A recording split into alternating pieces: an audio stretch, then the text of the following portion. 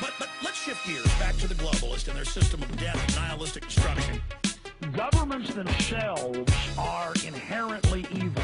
You cannot make this up. Barack Obama chops children's heads off and drinks their blood. How am I supposed to sit here and calmly take this? And don't tell me that I'm a weirdo because I'm upset about this, and I should only go get upset about my favorite football team winning or losing. Listen, that guy is as Christian as Satan. But let's shift gears back to the globalists and their system of death and nihilistic destruction. I know what tyranny means. I know the bankers are putting poison in our food and water. I know the bankers have stolen $8.5 trillion. I know we're under War Powers Act. I know they're hurting us. I know they're carrying out New World Order. I know they staged those terror attacks. You know what it's like to gut up to this and go out every day and go past the peer pressure and come out day one and say 9/11 was an inside job? It's not funny. The Army is following me around. They might be following me home today. I'll be like, oh, there they are behind me. And I have the Army following and watching me. Telling people that families are bad. Telling people radiation is good because you love the infertility it creates. Let me explain something, cops. You've been dehumanized. I wouldn't want to be you and the type of black, bloody treasure you're taking on. The chains you're wrapping around your soul for eternity. The big chest with the bloody silver you drag behind you. There's two judgments, there's two comings. Calling you out, you piece of trash, you maggot. But let's shift gears back to the globalists and their system of death and nihilistic destruction. Governments themselves are inherently evil.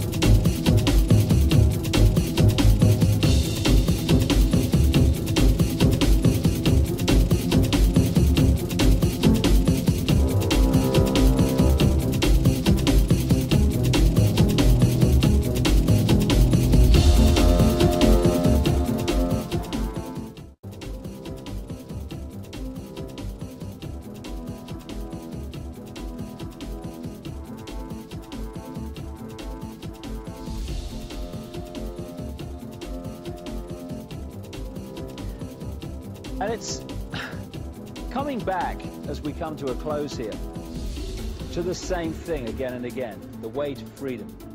And that is to step out of the fear what other people think of us and just do it, just do it, just do it. People say to me sometimes, how do I get over the fear of what people think? How do I get over the fear of what people think of me?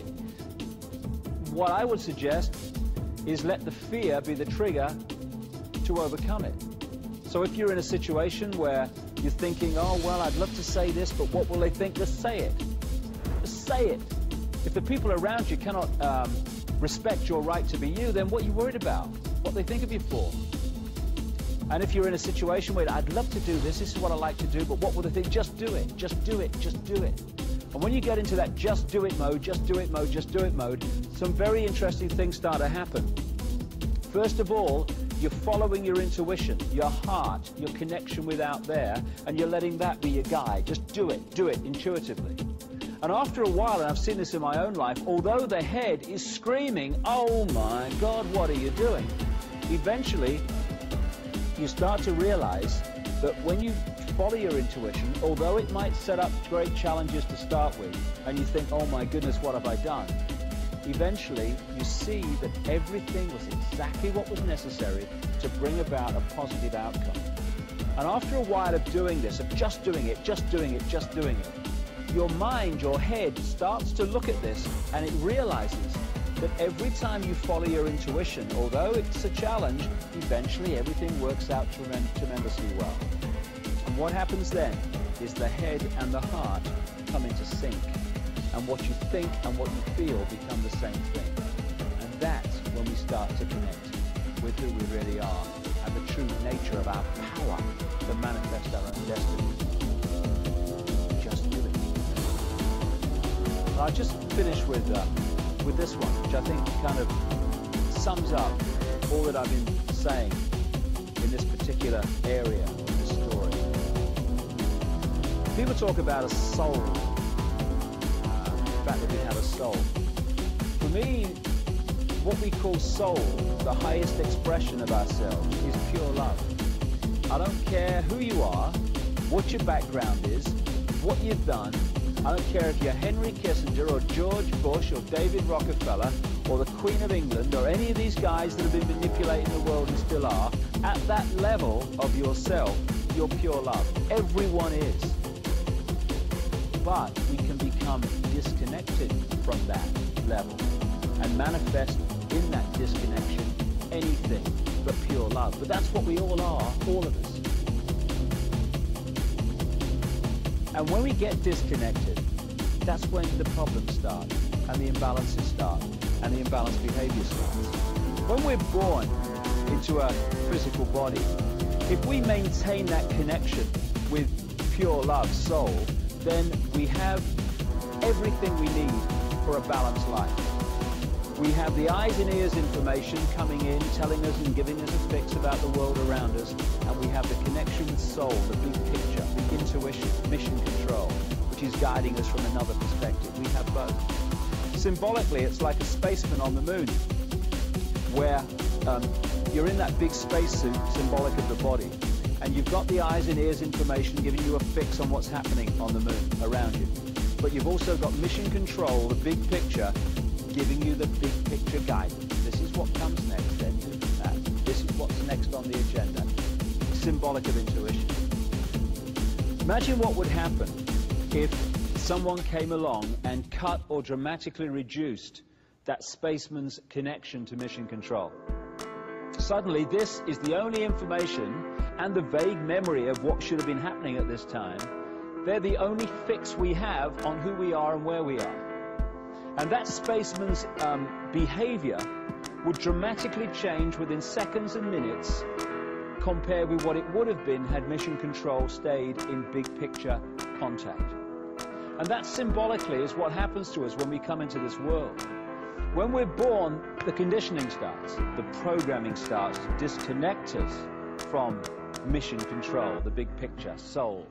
So the eggshells start. We start to be conditioned to see ourselves as either just a physical body or subjected to some God and what have you. The programming gets started from the moment we become conscious. A friend of mine once said something very true. If you're born to loving parents and they tell you that 2 and 2 equals 5, and then you go on to nice teachers and they tell you 2 and 2 equals 5, and then you go on to university and professors with letters after their name tell you 2 and 2 equals 5, all your peers around you are telling you the same because they've been through the same system. The media is telling you constantly 2 and 2 equals 5. It's no surprise that the vast majority of people go through their lives believing 2 and 2 equals 5. The conditioning of belief which disconnects us from who we really are. And if we can just break that eggshell and we can express the true nature of who we are and not live someone else's version of what we should be, when the eggshell cracks, we reconnect with mission control. And at that point, we taste freedom. And that is the challenge now that we all have, and the opportunity we all have. Chinese have a word that means both danger and opportunity.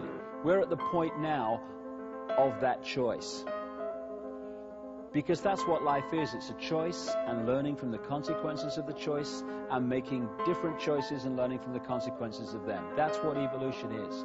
And we're at a point now where we can make incredible leaps as this 26,000-year cycle comes to an end. The next 15 years are going to transform life on Earth.